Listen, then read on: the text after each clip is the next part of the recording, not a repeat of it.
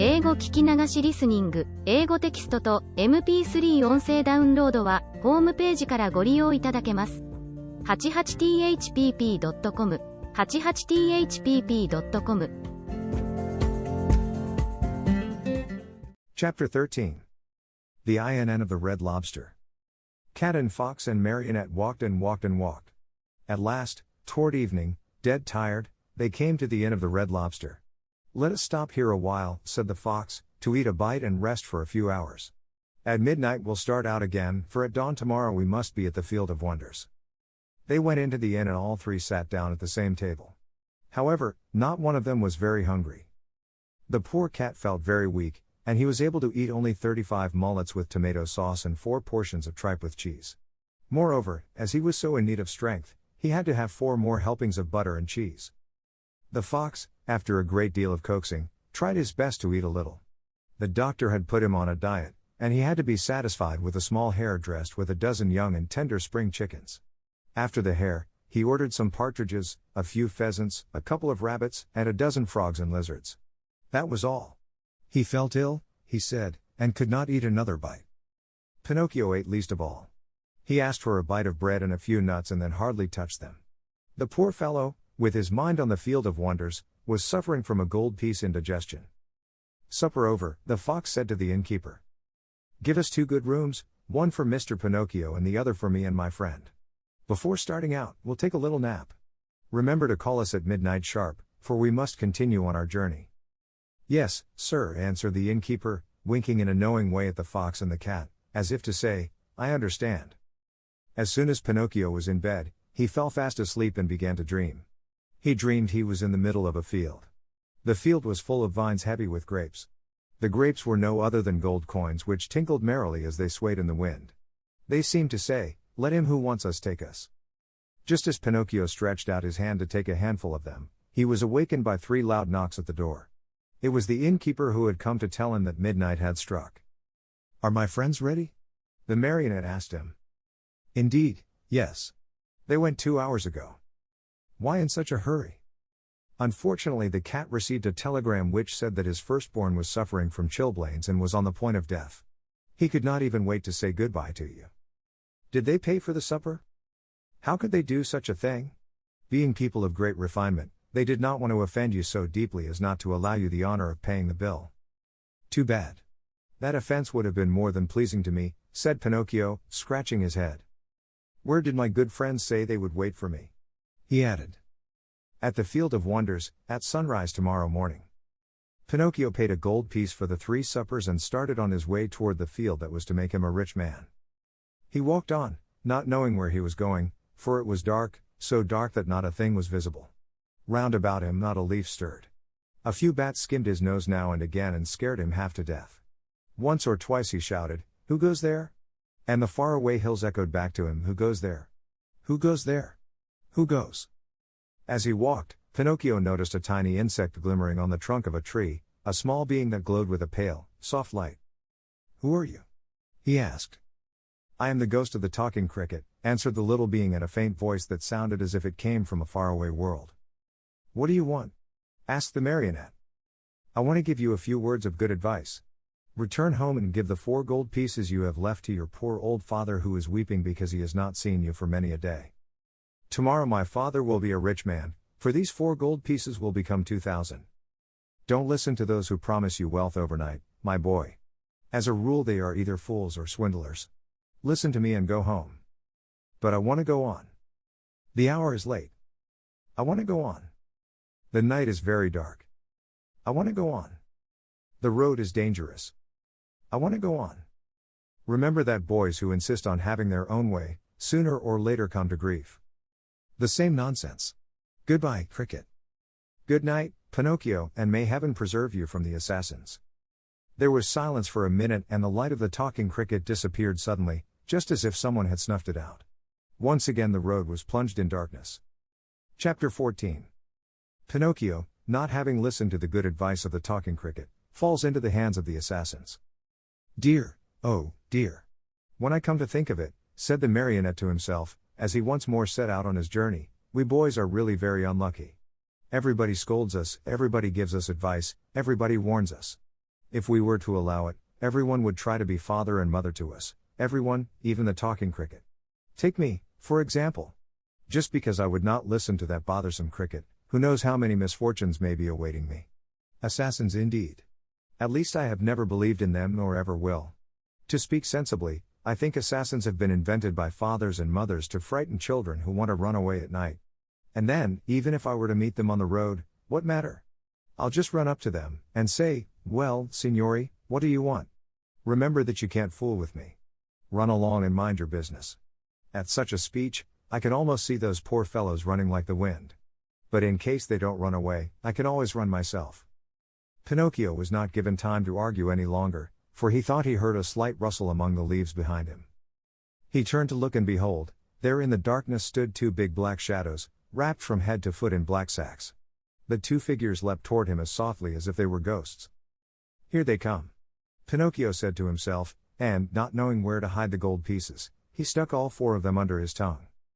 He tried to run away, but hardly had he taken a step, when he felt his arms grasped and heard two horrible, deep voices say to him, "Your money or your life." On account of the gold pieces in his mouth, Pinocchio could not say a word, so he tried with head and hands and body to show, as best he could, that he was only a poor marionette without a penny in his pocket. "Come, come, less nonsense, and out with your money," cried the two thieves in threatening voices. Once more, Pinocchio's head and hands said, "I haven't a penny." "Out with that money or you're a dead man," said the taller of the two assassins. "Dead man," repeated the other. "And after having killed you, we will kill your father also." "Your father also?" "No, no, no, not my father," cried Pinocchio, wild with terror, but as he screamed, the gold pieces tinkled together in his mouth. "Ah, you rascal! So that's the game. You have the money hidden under your tongue. Out with it." But Pinocchio was as stubborn as ever. "Are you deaf? Wait, young man, we'll get it from you in a twinkling." One of them grabbed the marionette by the nose and the other by the chin, and they pulled him unmercifully from side to side in order to make him open his mouth. All was of no use. The marionette's lips might have been nailed together. They would not open. In desperation, the smaller of the two assassins pulled out a long knife from his pocket, and tried to pry Pinocchio's mouth open with it. Quick as a flash, the marionette sank his teeth deep into the assassin's hand, bit it off and spat it out. Fancy his surprise when he saw that it was not a hand, but a cat's paw. Encouraged by this first victory, he freed himself from the claws of his assailers and, leaping over the bushes along the road, ran swiftly across the fields. His pursuers were after him at once, like two dogs chasing a hare. After running 7 miles or so, Pinocchio was well nigh exhausted. Seeing himself lost, he climbed up a giant pine tree and sat there to see what he could see. The assassins tried to climb also, but they slipped and fell. Far from giving up the chase, this only spurred them on. They gathered a bundle of wood, piled it up at the foot of the pine, and set fire to it. In a twinkling the tree began to sputter and burn like a candle blown by the wind. Pinocchio saw the flames climb higher and higher. Not wishing to end his days as a roasted marionette, he jumped quickly to the ground and off he went, the assassins close to him as before. Dawn was breaking when, without any warning whatsoever, Pinocchio found his path barred by a deep pool full of water the color of muddy coffee. What was there to do? With a 1, 2, 3. He jumped clear across it. The assassins jumped also, but not having measured their distance well, splash! They fell right into the middle of the pool. Pinocchio, who heard the splash and felt it, too, cried out, laughing, but never stopping in his race. "A pleasant bath to you, signori." He thought they must surely be drowned and turned his head to see.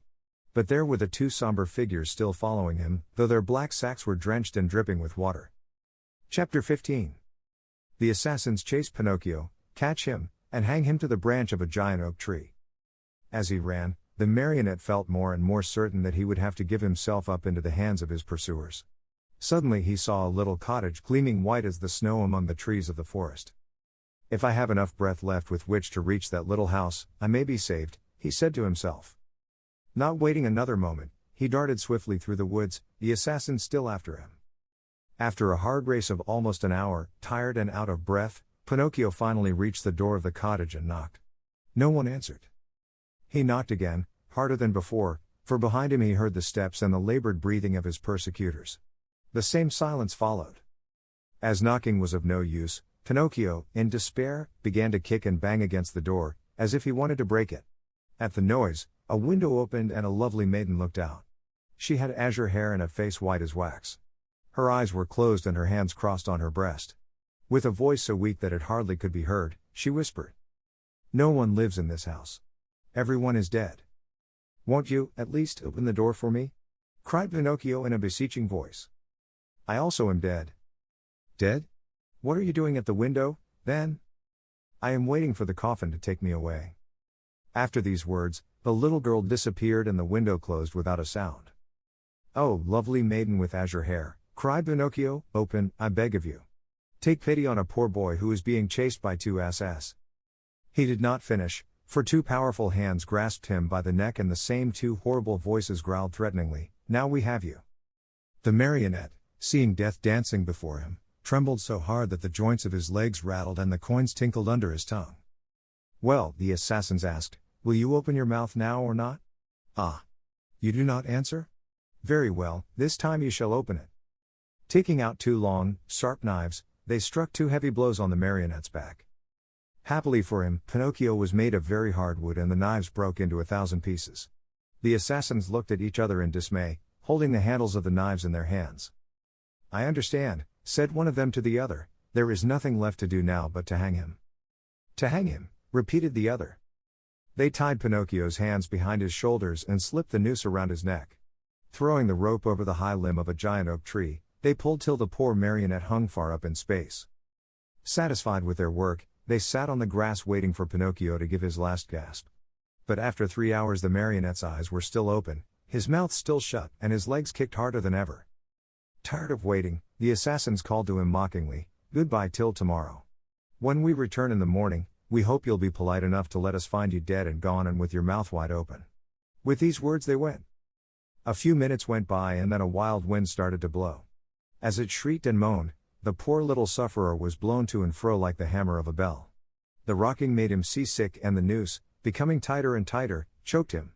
Little by little a film covered his eyes. Death was creeping nearer and nearer, and the marionette still hoped for some good soul to come to his rescue, but no one appeared. As he was about to die, he thought of his poor old father and, hardly conscious of what he was saying, murmured to himself, "Oh, father, dear father! If you were only here!" These were his last words. He closed his eyes, opened his mouth, stretched out his legs, and hung there, as if he were dead. Chapter 16. The lovely maiden with azure hair sends for the poor marionette, puts him to bed, and calls 3 doctors to tell her if Pinocchio is dead or alive. If the poor marionette had dangled there much longer, all hope would have been lost. Luckily for him, the lovely maiden with azure hair once again looked out of her window. Filled with pity at the sight of the poor little fellow being knocked helplessly about by the wind, she clapped her hands sharply together 3 times. At the signal, a loud whir of wings in quick flight was heard and a large falcon came and settled itself on the window ledge. "What do you command, my charming fairy?" asked the falcon, bending his beak in deep reverence, for it must be known that, after all, the lovely maiden with azure hair was none other than a very kind fairy who had lived, for more than 1,000 years, in the vicinity of the forest. "Do you see that marionette hanging from the limb of that giant oak tree?" "I see him." "Very well. Fly immediately to him. With your strong beak, break the knot which holds him tied, take him down, and lay him softly on the grass at the foot of the oak." The falcon flew away and after 2 minutes returned, saying, "I have done what you have commanded." "How did you find him? Alive or dead?" "At first glance, I thought he was dead. But I found I was wrong, for as soon as I loosened the knot around his neck, he gave a long sigh and mumbled with a faint voice, 'Now I feel better.'" The fairy clapped her hands twice. A magnificent poodle appeared, walking on his hind legs just like a man. He was dressed in court livery. A tricorn trimmed with gold lace was set at a rakish angle over a wig of white curls that dropped down to his waist. He wore a jaunty coat of chocolate-colored velvet, with diamond buttons, and with 2 huge pockets which were always filled with bones, dropped there at dinner by his loving mistress. Breeches of crimson velvet, silk stockings, and low, silver-buckled slippers completed his costume. His tail was encased in a blue silk covering, which was to protect it from the rain. "Come, Medoro," said the fairy to him. "Get my best coach ready and set out toward the forest. On reaching the oak tree, you will find a poor, half-dead marionette stretched out on the grass. Lift him up tenderly, Place him on the silken cushions of the coach, and bring him here to me." The poodle, to show that he understood, wagged his silk-covered tail 2 or 3 times and set off at a quick pace. In a few minutes, a lovely little coach, made of glass, with lining as soft as whipped cream and chocolate pudding, and stuffed with canary feathers, pulled out of the stable. It was drawn by 100 pairs of white mice, and the poodle sat on the coachman's seat and snapped his whip gaily in the air, as if he were a real coachman in a hurry to get to his destination. In a quarter of an hour the coach was back. The fairy, who was waiting at the door of the house, lifted the poor little marionette in her arms, took him to a dainty room with mother-of-pearl walls, put him to bed, and sent immediately for the most famous doctors of the neighborhood to come to her. One after another the doctors came, a crow, an owl, and a talking cricket. "I should like to know, signori," said the fairy, turning to the 3 doctors gathered about Pinocchio's bed, "I should like to know if this poor marionette is dead or alive." At this invitation, the crow stepped out and felt Pinocchio's pulse, his nose, his little toe. Then he solemnly pronounced the following words. "To my mind this marionette is dead and gone, but if, by any evil chance, he were not, then that would be a sure sign that he is still alive." "I am sorry," said the owl, "to have to contradict the crow, my famous friend and colleague. To my mind this marionette is alive, but if, by any evil chance, he were not, then that would be a sure sign that he is wholly dead." "And do you hold any opinion?" the fairy asked the talking cricket. "I say that a wise doctor, when he does not know what he is talking about, should know enough to keep his mouth shut. However, that marionette is not a stranger to me. I have known him a long time." Pinocchio, who until then had been very quiet, shuddered so hard that the bed shook. "That marionette," continued the talking cricket, "is a rascal of the worst kind." Pinocchio opened his eyes and closed them again. "He is rude, lazy, a runaway." Pinocchio hid his face under the sheets. "That marionette is a disobedient son who is breaking his father's heart."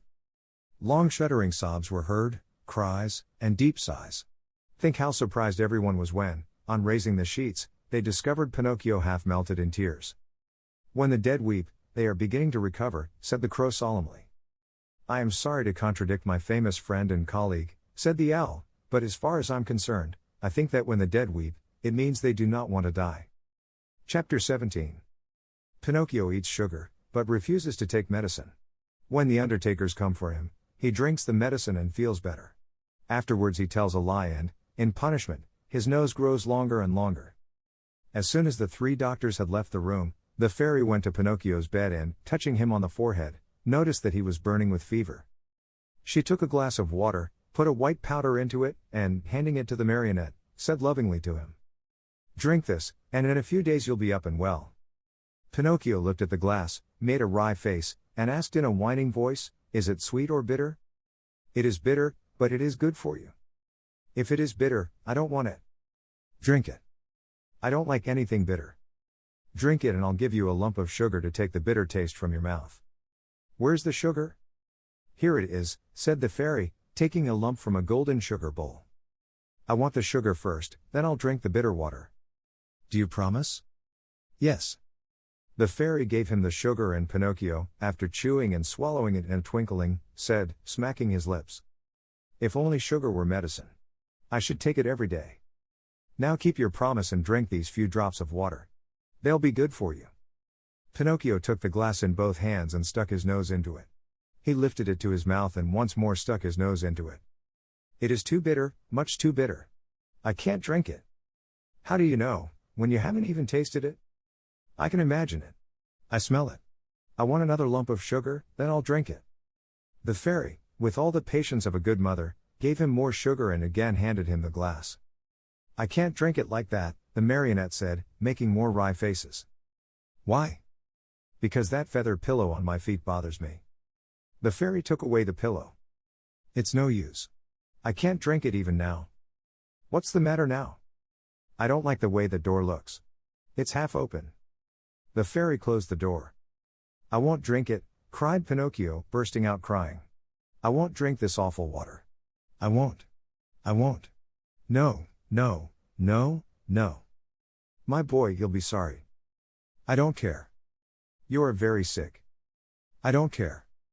"In a few hours the fever will take you far away to another world." "I don't care." "Aren't you afraid of death?" "Not a bit. I'd rather die than drink that awful medicine." At that moment, the door of the room flew open and in came 4 rabbits as black as ink, carrying a small black coffin on their shoulders. "What do you want from me?" asked Pinocchio.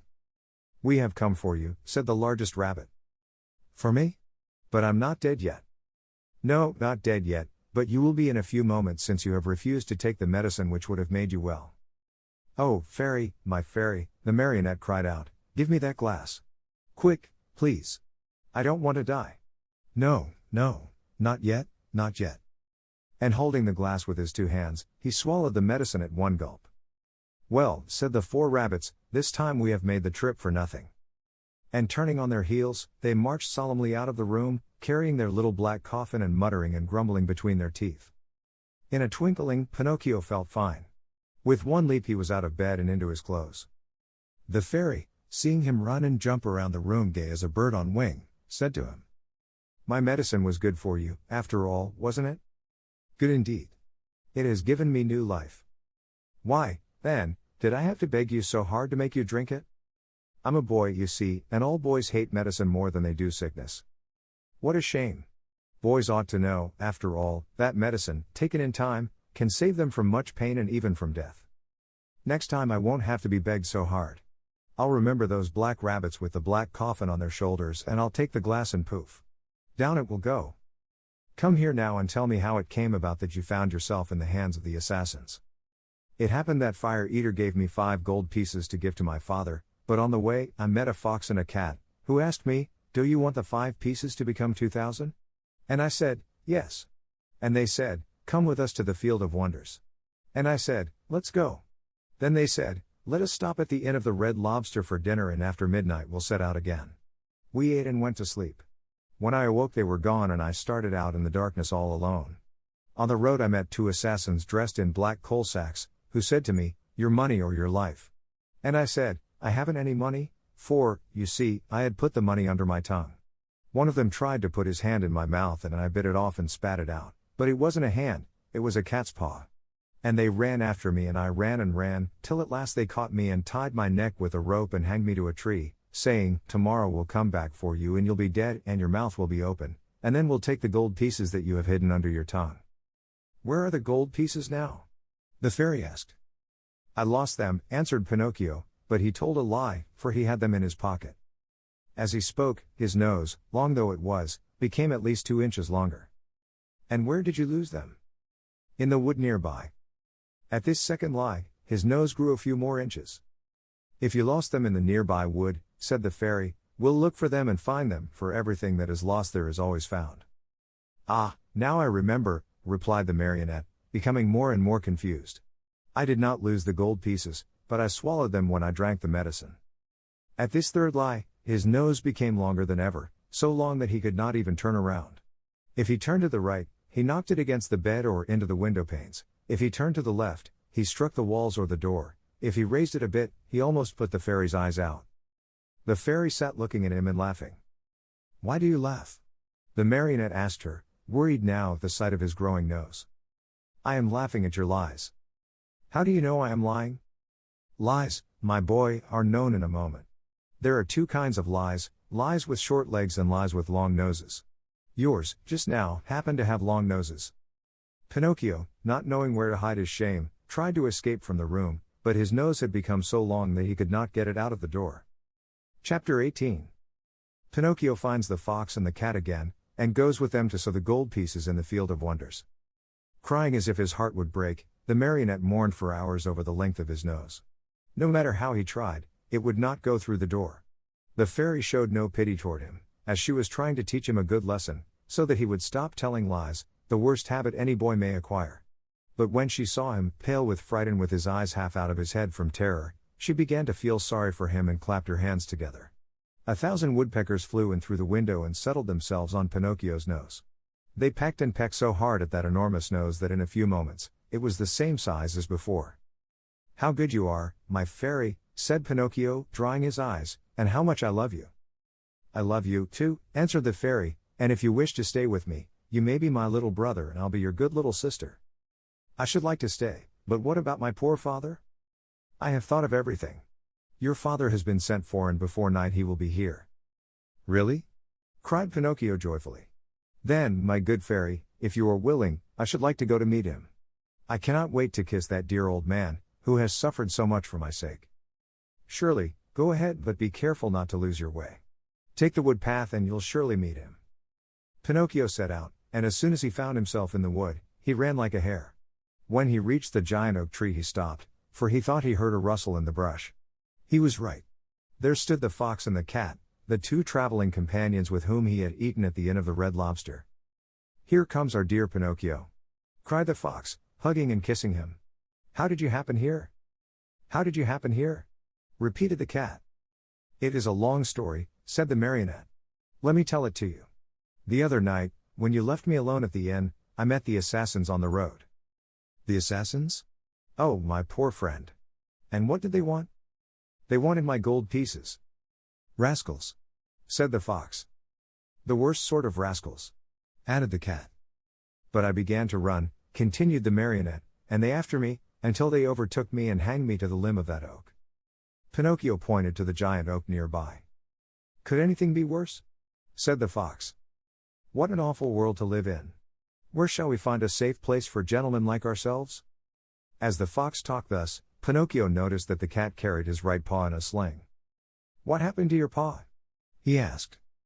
The cat tried to answer, but he became so terribly twisted in his speech that the fox had to help him out. "My friend is too modest to answer. I'll answer for him. About an hour ago, we met an old wolf on the road. He was half starved and begged for help.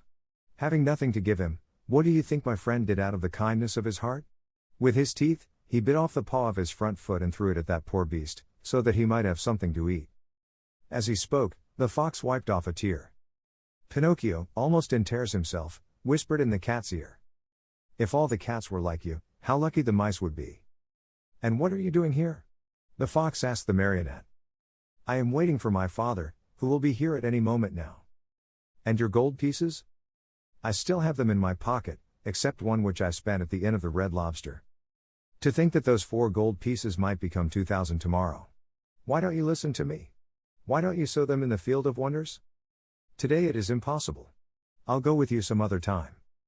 "Another day will be too late," said the fox. "Why?" "Because that field has been bought by a very rich man, and today is the last day that it will be open to the public." "How far is this field of wonders?" "Only 2 miles away. Will you come with us? We'll be there in half an hour. You can sow the money, and, after a few minutes, you will gather your 2,000 coins and return home rich. Are you coming?" Pinocchio hesitated a moment before answering, for he remembered the good fairy, old Geppetto, and the advice of the talking cricket. Then he ended by doing what all boys do, when they have no heart and little brain. He shrugged his shoulders and said to the fox and the cat, "Let us go. I am with you." And they went. They walked and walked for half a day at least, and at last they came to the town called the City of Simple Simons. As soon as they entered the town, Pinocchio noticed that all the streets were filled with hairless dogs, yawning from hunger, with sheared sheep, trembling with cold, with combless chickens, begging for a grain of wheat, with large butterflies, unable to use their wings because they had sold all their lovely colors, with tailless peacocks, ashamed to show themselves, and with bedraggled pheasants, scuttling away hurriedly, grieving for their bright feathers of gold and silver, lost to them forever. Through this crowd of paupers and beggars, a beautiful coach passed now and again. Within it sat either a fox, a hawk, or a vulture. "Where is the field of wonders?" asked Pinocchio, growing tired of waiting. "Be patient. It is only a few more steps away." They passed through the city and, just outside the walls, they stepped into a lonely field, which looked more or less like any other field. "Here we are," said the fox to the marionette. "Dig a hole here and put the gold pieces into it." The marionette obeyed. He dug the hole, put the 4 gold pieces into it, and covered them up very carefully. "Now," said the fox, "go to that nearby brook, bring back a pail full of water, and sprinkle it over the spot." Pinocchio followed the directions closely, but, as he had no pail, he pulled off his shoe, filled it with water, and sprinkled the earth which covered the gold. Then he asked, "Anything else?" "Nothing else," answered the fox. "Now we can go. Return here within 20 minutes, and you will find the vine grown and the branches filled with gold pieces."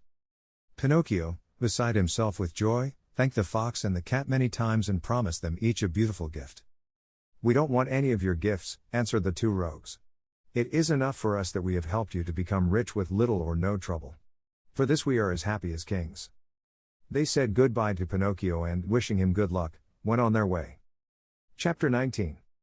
Pinocchio is robbed of his gold pieces and, in punishment, is sentenced to 4 months in prison. If the marionette had been told to wait a day instead of 20 minutes, the time could not have seemed longer to him. He walked impatiently to and fro and finally turned his nose toward the field of wonders. And as he walked with hurried steps, his heart beat with an excited tick, tack, just as if it were a wall clock, and his busy brain kept thinking. What if, instead of 1,000, I should find 2,000? Or if, instead of 2,000, I should find 5,000, or 100,000? I'll build myself a beautiful palace, with 1,000 stables filled with 1,000 wooden horses to play with, a cellar overflowing with lemonade and ice cream soda, and a library of candies and fruits, cakes and cookies. Thus amusing himself with fancies, he came to the field. There he stopped to see if, by any chance, a vine filled with gold coins was in sight. But he saw nothing. He took a few steps forward, and still nothing. He stepped into the field. He went up to the place where he had dug the hole and buried the gold pieces. Again nothing. Pinocchio became very thoughtful and, forgetting his good manners altogether, he pulled a hand out of his pocket and gave his head a thorough scratching. As he did so, he heard a hearty burst of laughter close to his head. He turned sharply, and there, just above him on the branch of a tree, sat a large parrot, busily preening his feathers. "What are you laughing at?" Pinocchio asked peevishly. "I am laughing because, in preening my feathers, I tickled myself under the wings." The marionette did not answer. He walked to the brook, filled his shoe with water, and once more sprinkled the ground which covered the gold pieces. Another burst of laughter, even more impertinent than the first, was heard in the quiet field. "Well," cried the marionette, angrily this time, "may I know, Mr. Parrot, what amuses you so?" "I am laughing at those simpletons who believe everything they hear and who allow themselves to be caught so easily in the traps set for them." "Do you, perhaps, mean me?"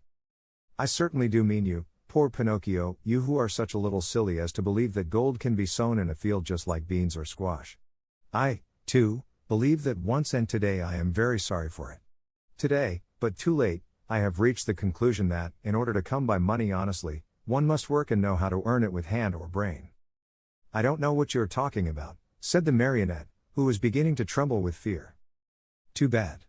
I'll explain myself better," said the parrot. "While you were away in the city, the fox and the cat returned here in a great hurry. They took the 4 gold pieces which you have buried and ran away as fast as the wind. If you can catch them, you're a brave one." Pinocchio's mouth opened wide. He would not believe the parrot's words and began to dig away furiously at the earth. He dug and he dug till the hole was as big as himself, but no money was there. Every penny was gone. In desperation, he ran to the city and went straight to the courthouse to report the robbery to the magistrate. The judge was a monkey, a large gorilla venerable with age. A flowing white beard covered his chest and he wore gold-rimmed spectacles from which the glasses had dropped out. The reason for wearing these, he said, was that his eyes had been weakened by the work of many years. Pinocchio, standing before him, told his pitiful tale, word by word. He gave the names and the descriptions of the robbers and begged for justice. The judge listened to him with great patience. A kind look shone in his eyes. He became very much interested in the story, he felt moved, he almost wept. When the marionette had no more to say, the judge put out his hand and rang a bell. At the sound, 2 large mastiffs appeared, dressed in carabineers' uniforms. Then the magistrate, pointing to Pinocchio, said in a very solemn voice, "This poor simpleton has been robbed of 4 gold pieces. Take him, therefore, and throw him into prison." The marionette, on hearing this sentence passed upon him, was thoroughly stunned. He tried to protest, but the 2 officers clapped their paws on his mouth and hustled him away to jail. There he had to remain for 4 long, weary months. And if it had not been for a very lucky chance, he probably would have had to stay there longer. For, my dear children, you must know that it happened just then that the young emperor who ruled over the city of Simple Simons had gained a great victory over his enemy, and in celebration thereof, he had ordered illuminations, fireworks, shows of all kinds, and, best of all, the opening of all prison doors. "If the others go, I go, too," said Pinocchio to the jailer. "Not you," answered the jailer. "You are one of those." "I beg your pardon," interrupted Pinocchio, "I, too, am a thief." "In that case you also are free," said the jailer. Taking off his cap, he bowed low and opened the door of the prison, and Pinocchio ran out and away, with never a look backward. Chapter 20. Freed from prison, Pinocchio sets out to return to the fairy, but on the way he meets a serpent and later is caught in a trap. Fancy the happiness of Pinocchio on finding himself free. Without saying yes or no, he fled from the city and set out on the road that was to take him back to the house of the lovely fairy. It had rained for many days, and the road was so muddy that, at times, Pinocchio sank down almost to his knees. But he kept on bravely. Tormented by the wish to see his father and his fairy sister with azure hair, he raced like a greyhound. As he ran, he was splashed with mud even up to his cap. "How unhappy I have been," he said to himself. "And yet I deserve everything, for I am certainly very stubborn and stupid. I will always have my own way.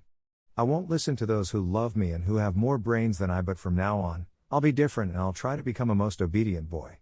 I have found out, beyond any doubt whatever, that disobedient boys are certainly far from happy, and that, in the long run, they always lose out. I wonder if father is waiting for me. Will I find him at the fairy's house? It is so long, poor man, since I have seen him, and I do so want his love and his kisses. And will the fairy ever forgive me for all I have done? She who has been so good to me and to whom I owe my life. Can there be a worse or more heartless boy than I am anywhere?" As he spoke, he stopped suddenly, frozen with terror. What was the matter?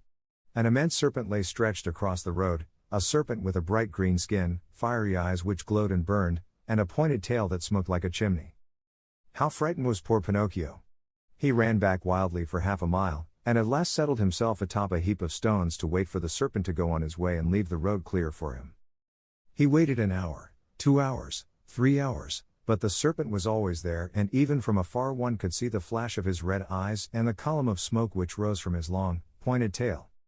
Pinocchio, trying to feel very brave, walked straight up to him and said in a sweet, soothing voice, "I beg your pardon, Mr. Serpent, would you be so kind as to step aside to let me pass?" He might as well have talked to a wall. The serpent never moved. Once more, in the same sweet voice, he spoke. "You must know, Mr. Serpent, that I am going home where my father is waiting for me. It is so long since I have seen him. Would you mind very much if I passed?"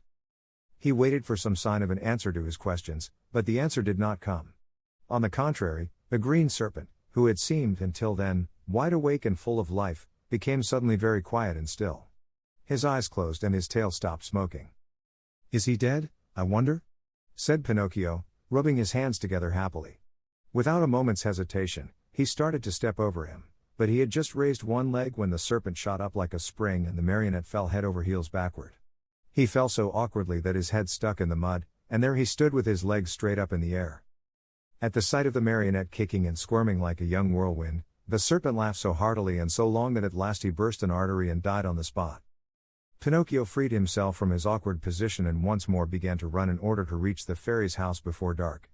As he went, the pangs of hunger grew so strong that, unable to withstand them, he jumped into a field to pick a few grapes that tempted him. Woe to him! No sooner had he reached the grapevine than, crack, went his legs.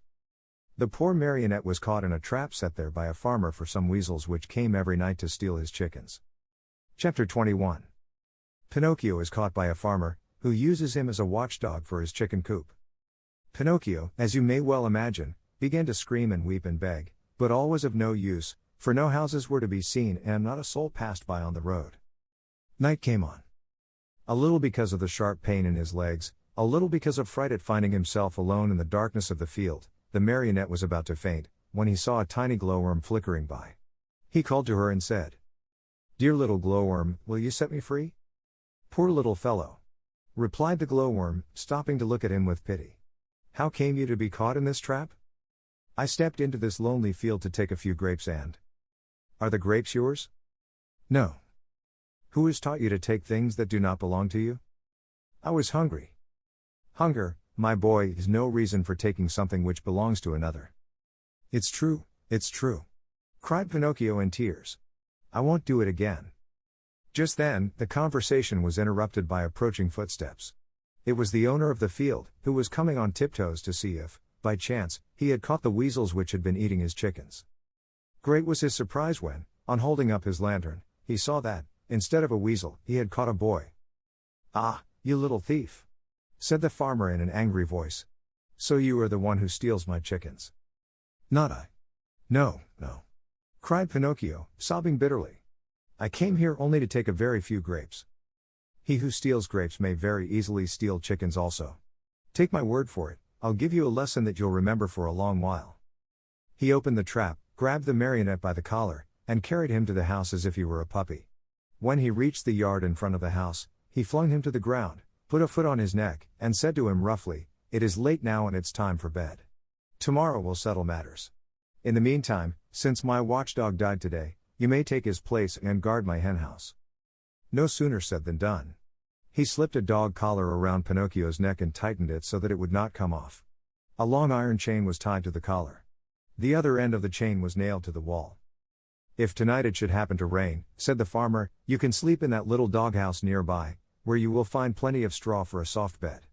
It has been Melampo's bed for 3 years, and it will be good enough for you. And if, by any chance, any thieves should come, be sure to bark." After this last warning, the farmer went into the house and closed the door and barred it. Poor Pinocchio huddled close to the doghouse, more dead than alive from cold, hunger, and fright. Now and again he pulled and tugged at the collar, which nearly choked him, and cried out in a weak voice, "I deserve it. Yes, I deserve it. I have been nothing but a truant and a vagabond. I have never obeyed anyone, and I have always done as I pleased. If I were only like so many others and had studied and worked and stayed with my poor old father, I should not find myself here now, in this field and in the darkness, taking the place of a farmer's watchdog. Oh, if I could start all over again. But what is done can't be undone, and I must be patient." After this little sermon to himself, which came from the very depths of his heart, Pinocchio went into the doghouse and fell asleep. Chapter 22. Pinocchio discovers the thieves and, as a reward for faithfulness, he regains his liberty. Even though a boy may be very unhappy, he very seldom loses sleep over his worries.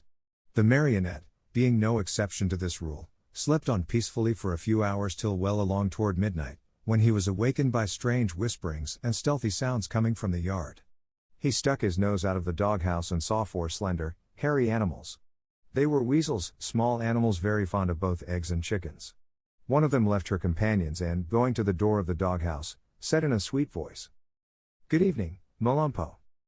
"My name is not Melampo," answered Pinocchio. "Who are you, then?" "I am Pinocchio." "What are you doing here?" "I'm the watchdog." "But where is Melampo? Where is the old dog who used to live in this house?" "He died this morning." "Died? Poor beast. He was so good. Still, judging by your face, I think you, too, are a good-natured dog." "I beg your pardon, I am not a dog." "What are you, then?" "I am a marionette."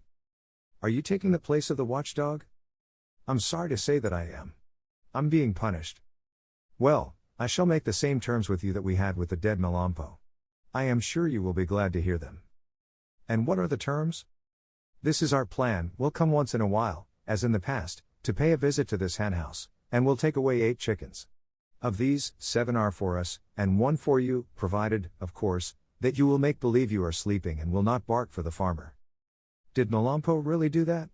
asked Pinocchio. "Indeed he did, and because of that we were the best of friends. Sleep away peacefully, and remember that before we go we shall leave you a nice fat chicken all ready for your breakfast in the morning. Is that understood?" "Even too well," answered Pinocchio. And shaking his head in a threatening manner, he seemed to say, "We'll talk this over in a few minutes, my friends." As soon as the 4 weasels had talked things over, they went straight to the chicken coop which stood close to the doghouse. Digging busily with teeth and claws, they opened the little door and slipped in. But they were no sooner in than they heard the door close with a sharp bang. The one who had done the trick was Pinocchio, who, not satisfied with that, dragged a heavy stone in front of it. That done, he started to bark. And he barked as if he were a real watchdog, "Bow, wow, wow. Bow, wow." The farmer heard the loud barks and jumped out of bed. Taking his gun, he leapt to the window and shouted, "What's the matter?"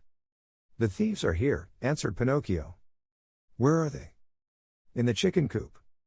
"I'll come down in a second." And, in fact, he was down in the yard in a twinkling and running toward the chicken coop. He opened the door, pulled out the weasels one by one, and, after tying them in a bag, said to them in a happy voice, "You're in my hands at last. I could punish you now, but I'll wait. In the morning you may come with me to the inn, and there you'll make a fine dinner for some hungry mortal.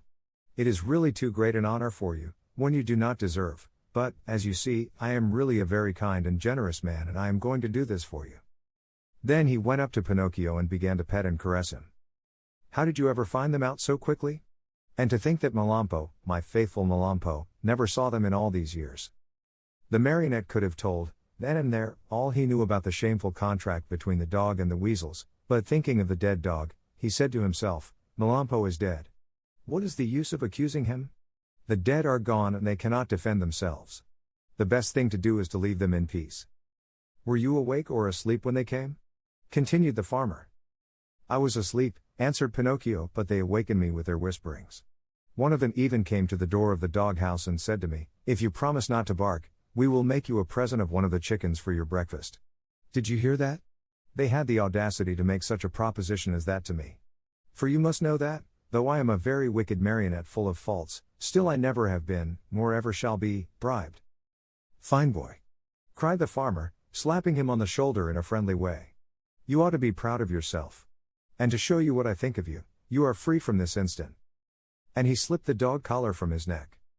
Chapter 23. Pinocchio weeps upon learning that the lovely maiden with azure hair is dead. He meets a pigeon, who carries him to the seashore. He throws himself into the sea to go to the aid of his father. As soon as Pinocchio no longer felt the shameful weight of the dog collar around his neck, he started to run across the fields and meadows, and never stopped till he came to the main road that was to take him to the fairy's house. When he reached it, he looked into the valley far below him, and there he saw the wood where unluckily he had met the fox and the cat, and the tall oak tree where he had been hanged, but though he searched far and near, he could not see the house where the fairy with the azure hair lived. He became terribly frightened and, running as fast as he could, he finally came to the spot where it had once stood. The little house was no longer there. In its place lay a small marble slab, which bore this sad inscription. Here lies the lovely fairy with azure hair, who died of grief when abandoned by her little brother Pinocchio. The poor marionette was heartbroken at reading these words. He fell to the ground and, covering the cold marble with kisses, burst into bitter tears. He cried all night, and dawn found him still there, though his tears had dried and only hard, dry sobs shook his wooden frame. But these were so loud that they could be heard by the faraway hills. As he sobbed, he said to himself, Oh, my fairy, my dear, dear fairy, why did you die? Why did I not die, who am so bad, instead of you, who are so good? And my father, where can he be? Please, dear fairy, tell me where he is, and I shall never, never leave him again. You are not really dead, are you? If you love me, you will come back, alive as before. Don't you feel sorry for me? I'm so lonely. If the two assassins come, they'll hang me again from the giant oak tree, and I will really die, this time. What shall I do alone in the world? Now that you are dead and my father is lost, where shall I eat? Where shall I sleep? Who will make my new clothes? Oh, I want to die. Yes, I want to die. Oh, oh. Poor Pinocchio. He even tried to tear his hair, but as it was only painted on his wooden head, he could not even pull it. Just then a large pigeon flew far above him. Seeing the marionette, he cried to him. Tell me, little boy, what are you doing there? Can't you see? I'm crying, cried Pinocchio, lifting his head toward the voice and rubbing his eyes with his sleeve. Tell me, asked the pigeon, do you by chance know of a marionette, Pinocchio by name? Pinocchio. Did you say Pinocchio? Replied the marionette, jumping to his feet. Why, I am Pinocchio. At this answer, the pigeon flew swiftly down to the earth. He was much larger than a turkey. Then you know Geppetto also? Do I know him? He's my father, my poor, dear father. Has he, perhaps, spoken to you of me? Will you take me to him? Is he still alive? Answer me, please. Is he still alive? I left him 3 days ago on the shore of a large sea. What was he doing? He was building a little boat with which to cross the ocean. For the last 4 months, that poor man has been wandering around Europe, looking for you. Not having found you yet, he has made up his mind to look for you in the New World, far across the ocean. How far is it from here to the shore? Asked Pinocchio anxiously. More than 50 miles. 50 miles? Oh, dear pigeon, how I wish I had your wings. If you want to come, I'll take you with me. How? Astride my back. Are you very heavy? Heavy? Not at all. I'm only a feather. Very well. Saying nothing more, Pinocchio jumped on the pigeon's back and, as he settled himself, he cried out gaily. Gallop on, my pretty steed. I'm in a great hurry. The pigeon flew away, and in a few minutes he had reached the clouds. The marionette looked to see what was below them. His head swam and he was so frightened that he clutched wildly at the pigeon's neck to keep himself from falling. They flew all day. Toward evening the pigeon said, "I'm very thirsty. And I'm very hungry," said Pinocchio. "Let us stop a few minutes at that pigeon coop down there. Then we can go on and be at the seashore in the morning." They went into the empty coop and there they found nothing but a bowl of water and a small basket filled with chickpeas. The marionette had always hated chickpeas. According to him, they had always made him sick, but that night he ate them with a relish. As he finished them, he turned to the pigeon and said, "I never should have thought that chickpeas could be so good." "You must remember, my boy," answered the pigeon, "that hunger is the best sauce." After resting a few minutes longer, they set out again. The next morning they were at the seashore. Pinocchio jumped off the pigeon's back, and the pigeon, not wanting any thanks for a kind deed, flew away swiftly and disappeared. The shore was full of people, shrieking and tearing their hair as they looked toward the sea. "What has happened?" asked Pinocchio of a little old woman. "A poor old father lost his only son some time ago and today he built a tiny boat for himself in order to go in search of him across the ocean. The water is very rough and we're afraid he will be drowned." "Where is the little boat?" "There. Straight down there," answered the little old woman, pointing to a tiny shadow, no bigger than a nutshell, floating on the sea. Pinocchio looked closely for a few minutes and then gave a sharp cry. "It's my father! It's my father!" Meanwhile, the little boat, tossed about by the angry waters, appeared and disappeared in the waves. And Pinocchio, standing on a high rock, tired out with searching, waved to him with hand and cap and even with his nose. It looked as if Geppetto, though far away from the shore, recognized his son, for he took off his cap and waved also. He seemed to be trying to make everyone understand that he would come back if he were able, but the sea was so heavy that he could do nothing with his oars. Suddenly a huge wave came and the boat disappeared. They waited and waited for it, but it was gone. "Poor man," said the fisher folk on the shore, whispering a prayer as they turned to go home. Just then a desperate cry was heard. Turning around, the fisher folk saw Pinocchio dive into the sea and heard him cry out, "I'll save him! I'll save my father!" The marionette, being made of wood, floated easily along and swam like a fish in the rough water. Now and again he disappeared only to reappear once more. In a twinkling, he was far away from land. At last he was completely lost to view. "Poor boy!"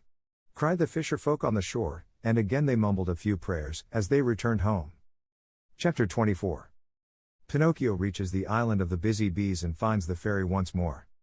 Pinocchio, spurred on by the hope of finding his father and of being in time to save him, swam all night long. And what a horrible night it was! It poured rain, it hailed, it thundered, and the lightning was so bright that it turned the night into day. At dawn, he saw, not far away from him, a long stretch of sand. It was an island in the middle of the sea. Pinocchio tried his best to get there, but he couldn't. The waves played with him and tossed him about as if he were a twig or a bit of straw. At last, and luckily for him, a tremendous wave tossed him to the very spot where he wanted to be. The blow from the wave was so strong that, as he fell to the ground, his joints cracked and almost broke. But, nothing daunted, he jumped to his feet and cried, "Once more I have escaped with my life." Little by little the sky cleared. The sun came out in full splendor and the sea became as calm as a lake. Then the marionette took off his clothes and laid them on the sand to dry. He looked over the waters to see whether he might catch sight of a boat with a little man in it. He searched and he searched, but he saw nothing except sea and sky and far away a few sails, so small that they might have been birds. "If only I knew the name of this island," he said to himself. "If I even knew what kind of people I would find here. But whom shall I ask? There is no one here."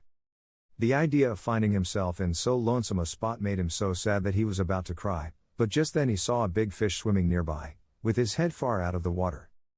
Not knowing what to call him, the marionette said to him, "Hey there, Mr. Fish, may I have a word with you?" "Even two, if you want," answered the fish, who happened to be a very polite dolphin. "Will you please tell me if, on this island, there are places where one may eat without necessarily being eaten?" "Surely, there are," answered the dolphin. "In fact, you'll find one not far from this spot." "And how shall I get there?" "Take that path on your left and follow your nose. You can't go wrong." "Tell me another thing. You who travel day and night through the sea, did you not perhaps meet a little boat with my father in it?" "And who is your father?" "He is the best father in the world, even as I am the worst son that can be found. In the storm of last night, answered the dolphin, the little boat must have been swamped. And my father? By this time, he must have been swallowed by the terrible shark, which, for the last few days, has been bringing terror to these waters. Is this shark very big? Asked Pinocchio, who was beginning to tremble with fright. Is he big? Replied the dolphin. Just to give you an idea of his size, let me tell you that he is larger than a 5-story building and that he has a mouth so big and so deep, that a whole train and engine could easily get into it. Mother mine! Cried the marionette, scared to death, and dressing himself as fast as he could, he turned to the dolphin and said, Farewell, Mr. Fish. Pardon the bother, and many thanks for your kindness. This said, he took the path at so swift a gait that he seemed to fly, and at every small sound he heard, he turned in fear to see whether the terrible shark, 5 stories high and with a train in his mouth, was following him. After walking a half hour, he came to a small country called the Land of the Busy Bees. The streets were filled with people running to and fro about their tasks. Everyone worked, everyone had something to do. Even if one were to search with a lantern, not one idle man or one tramp could have been found. I understand, said Pinocchio at once wearily, this is no place for me. I was not born for work. But in the meantime, he began to feel hungry, for it was 24 hours since he had eaten. What was to be done? There were only 2 means left to him in order to get a bite to eat. He had either to work or to beg. He was ashamed to beg, because his father had always preached to him that begging should be done only by the sick or the old. He had said that the real poor in this world, deserving of our pity and help, were only those who, either through age or sickness, had lost the means of earning their bread with their own hands. All others should work, and if they didn't, and went hungry, so much the worse for them. Just then a man passed by, worn out and wet with perspiration, pulling, with difficulty, 2 heavy carts filled with coal. Pinocchio looked at him and, judging him by his looks to be a kind man, said to him with eyes downcast in shame, Will you be so good as to give me a penny, for I am faint with hunger? Not only 1 penny, answered the coal man. I'll give you 4 if you will help me pull these 2 wagons.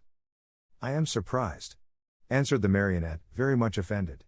I wish you to know that I never have been a donkey, nor have I ever pulled a wagon. So much the better for you, answered the coal man.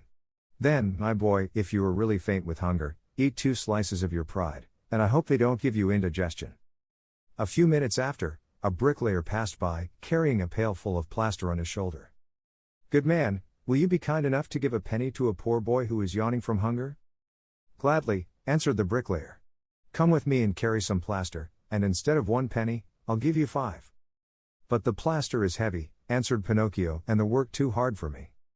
If the work is too hard for you, my boy, enjoy your yawns and may they bring you luck. In less than a half hour, at least 20 people passed and Pinocchio begged of each one, but they all answered, Aren't you ashamed?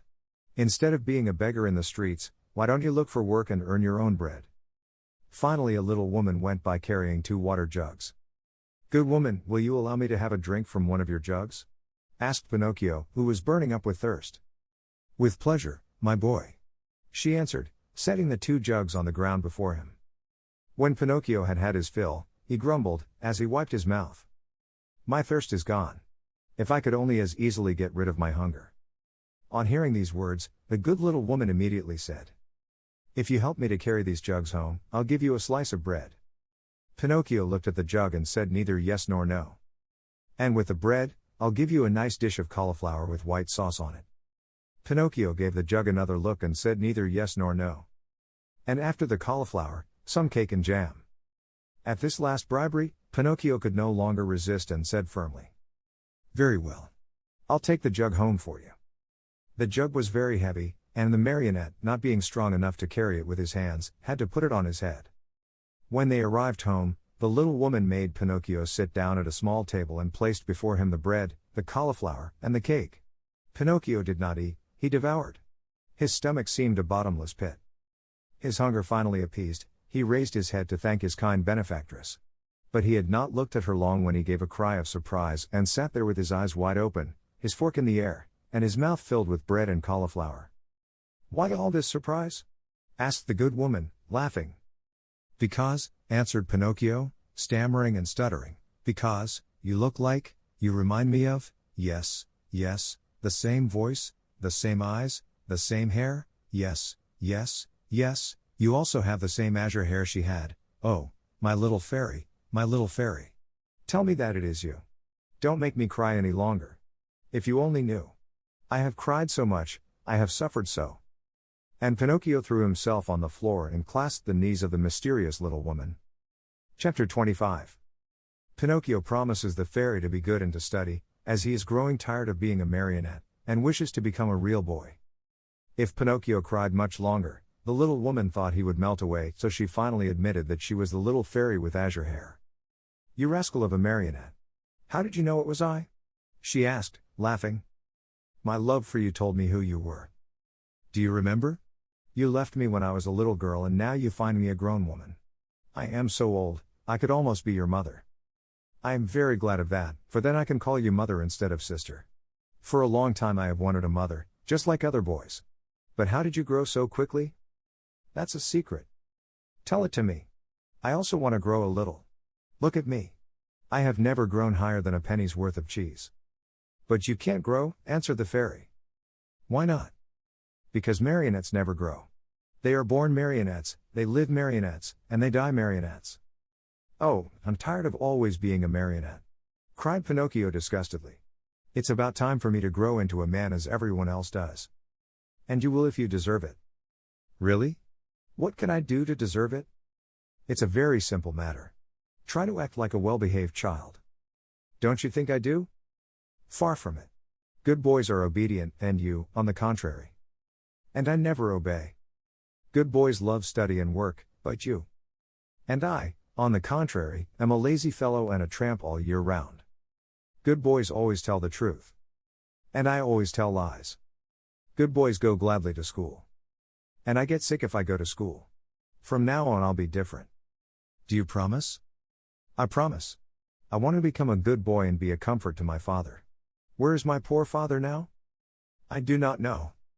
Will I ever be lucky enough to find him and embrace him once more? I think so. Indeed, I am sure of it. At this answer, Pinocchio's happiness was very great.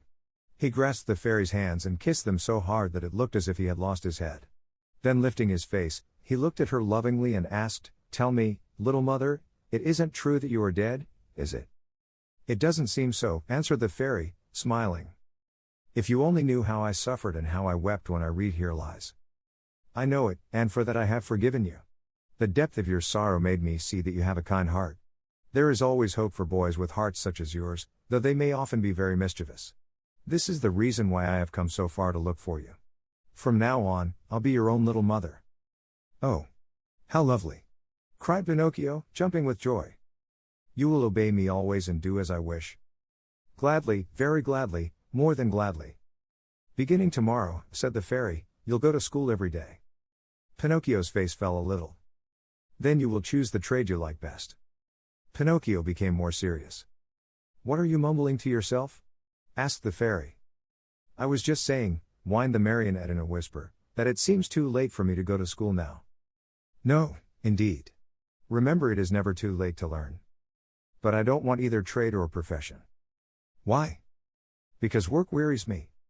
My dear boy, said the fairy, people who speak as you do usually end their days either in a prison or in a hospital. A man, remember, whether rich or poor, should do something in this world. No one can find happiness without work. Woe betide the lazy fellow. Laziness is a serious illness and one must cure it immediately, yes, even from early childhood. If not, it will kill you in the end. These words touched Pinocchio's heart. He lifted his eyes to his fairy and said seriously, I'll work, I'll study, I'll do all you tell me. After all, the life of a marionette has grown very tiresome to me and I want to become a boy, no matter how hard it is. You promise that, do you not? Yes, I promise, and now it is up to you. Chapter 26. Pinocchio goes to the seashore with his friends to see the terrible shark. In the morning, bright and early, Pinocchio started for school. Imagine what the boys said when they saw a marionette enter the classroom. They laughed until they cried. Everyone played tricks on him. One pulled his hat off, another tugged at his coat, a third tried to paint a mustache under his nose. One even attempted to tie strings to his feet and his hands to make him dance. For a while Pinocchio was very calm and quiet. Finally, however, he lost all patience and turning to his tormentors, he said to them threateningly, Careful, boys, I haven't come here to be made fun of. I'll respect you and I want you to respect me. Hurrah for Dr. Noel. You have spoken like a printed book. Howled the boys, bursting with laughter. One of them, more impudent than the rest, put out his hand to pull the marionette's nose. But he was not quick enough, for Pinocchio stretched his leg under the table and kicked him hard on the shin. "Oh, what hard feet!" cried the boy, rubbing the spot where the marionette had kicked him. "And what elbows!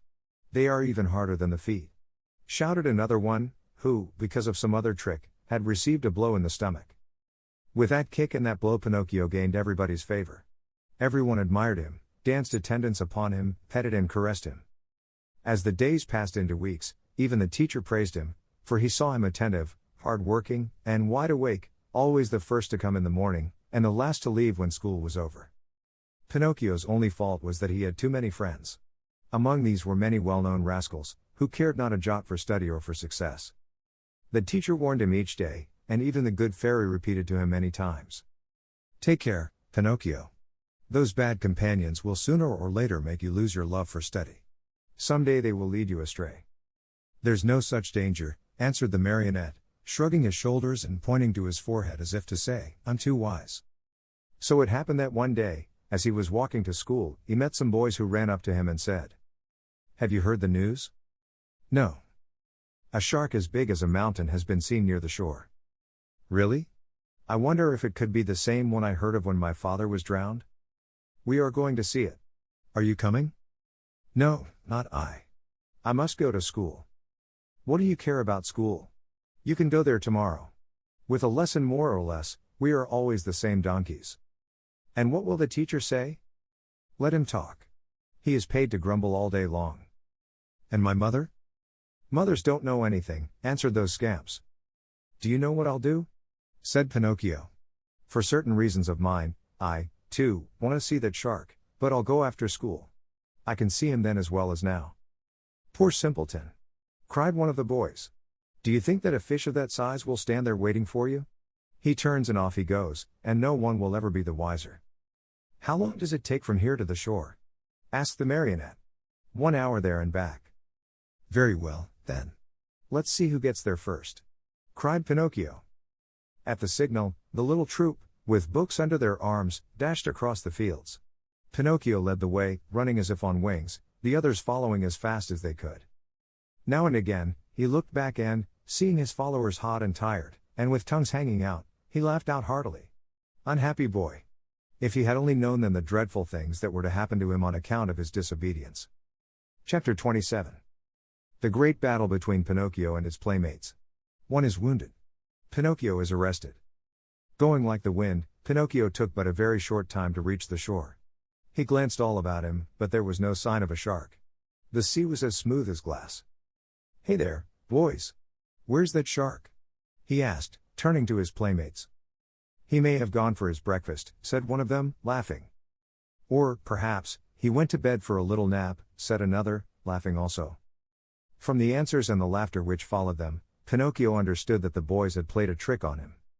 "What now?" he said angrily to them. "What's the joke?" "Oh, the joke's on you!"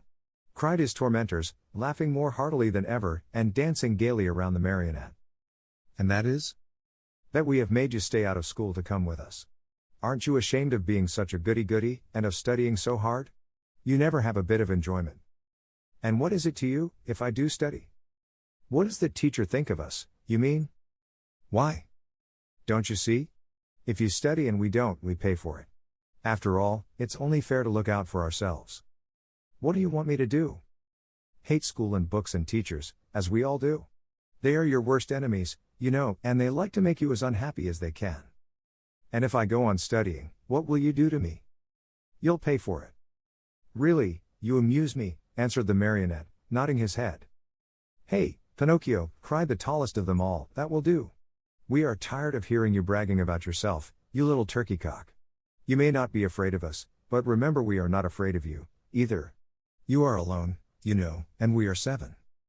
"Like the 7 sins," said Pinocchio, still laughing. "Did you hear that?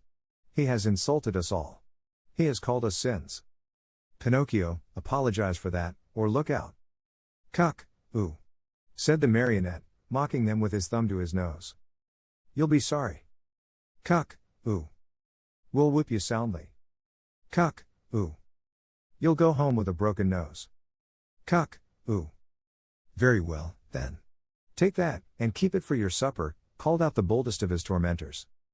And with the words, he gave Pinocchio a terrible blow on the head. Pinocchio answered with another blow, and that was the signal for the beginning of the fray. In a few moments, the fight raged hot and heavy on both sides. Pinocchio, although alone, defended himself bravely. With those two wooden feet of his, he worked so fast that his opponents kept at a respectful distance. Wherever they landed, they left their painful mark and the boys could only run away and howl. Enraged at not being able to fight the marionette at close quarters, they started to throw all kinds of books at him. Readers, geographies, histories, grammars flew in all directions.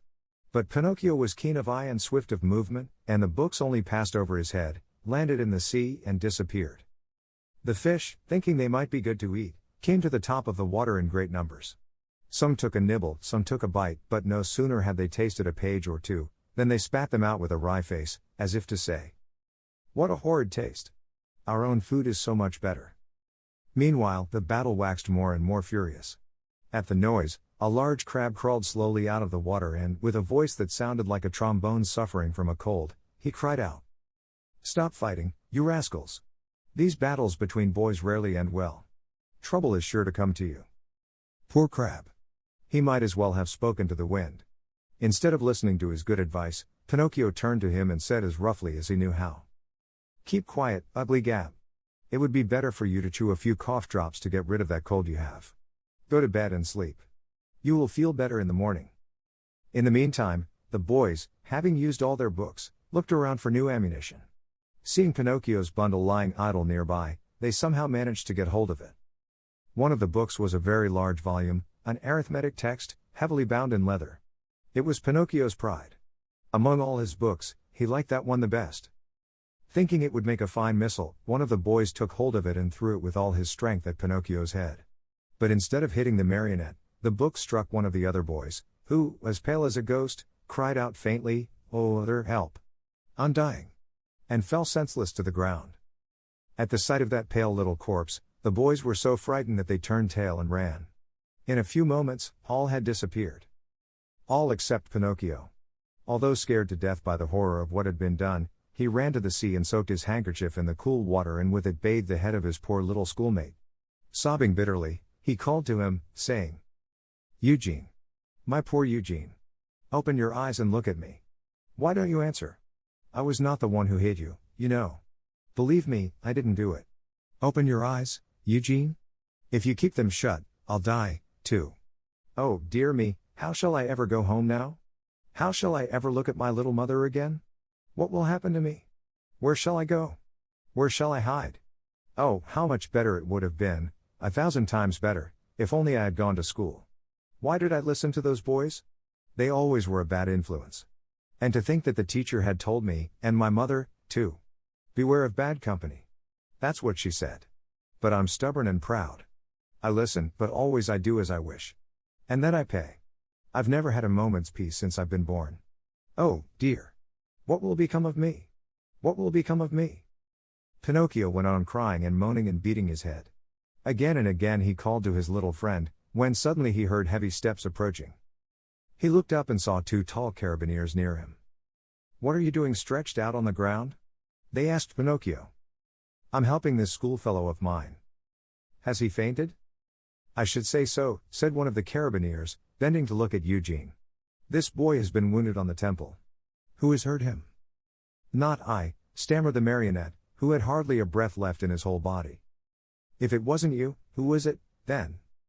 "Not I," repeated Pinocchio. "And with what was he wounded?" "With this book," and the marionette picked up the arithmetic text to show it to the officer. "And whose book is this?" "Mine."